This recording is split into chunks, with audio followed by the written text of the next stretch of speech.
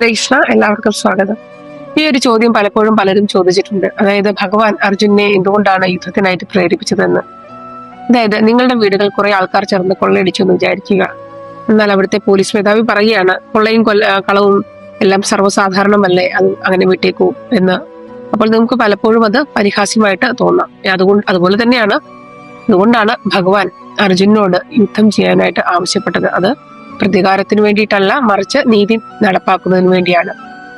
ഭഗവാന് യുദ്ധം മാത്രമായിരുന്നു ആവശ്യമെങ്കിൽ അദ്ദേഹത്തിന് കൗരവരുടെ എല്ലാ കുറ്റങ്ങളും നിരത്തി വെച്ചിട്ട് അതായത് ഭഗവത്ഗീത വെറും 5 ശ്ലോകങ്ങൾ കൊണ്ട് ഭഗവാൻ പറഞ്ഞ് തീർക്കാമായിരുന്നു.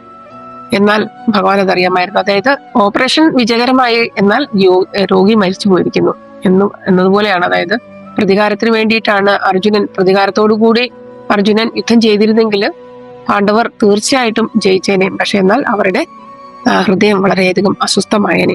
അതുകൊണ്ടാണ് ഭഗവാൻ, അതായത് പ്രതികാരത്തിന് വേണ്ടിയല്ല, അതുപോലെ കോപത്തിനു വേണ്ടിയിട്ടുമല്ല, മറിച്ച് ധർമ്മം പുനഃസ്ഥാപിക്കുന്നതിന് വേണ്ടിയിട്ടാണ് അർജുനനോട് ഭഗവാൻ കൃഷ്ണൻ യുദ്ധം ചെയ്യുവാനായിട്ട് ആവശ്യപ്പെടുന്നത്. ഇവിടെയാണ് ഭഗവത്ഗീതയുടെ ആ അനന്തമായിട്ടുള്ള അറിവ് നമുക്ക് ഭഗവത്ഗീത പഠിപ്പിച്ചു തരുന്നത്. ഒന്നാമത്തേത്, അതായത് പ്രതികാരത്തിന് വേണ്ടിയിട്ട് പ്രതികാരത്തോടുകൂടി ഒരിക്കലും പ്രവർത്തിക്കരുത്. അത് അതായത് വിഷം കഴിച്ചിട്ട് മറ്റൊരു വ്യക്തി അനുഭവിക്കണമെന്ന് പ്രതീക്ഷിക്കുന്നതിന് തുല്യമാണ്. അതുപോലെ തന്നെ നമ്മുടെ കടമകൾ ഒരിക്കലും നാം ഉപേക്ഷിക്കരുത്. പലപ്പോഴും വലിയ നേതാക്കന്മാർക്കും ഉദ്യോഗസ്ഥന്മാർക്കും ഒക്കെ ഒരു വലിയ നന്മയ്ക്ക് വേണ്ടിയിട്ട് പലപ്പോഴും കഠിനമായിട്ടുള്ള ചില തീരുമാനങ്ങളൊക്കെ എടുക്കേണ്ടതായിട്ട് വരാറുണ്ട്.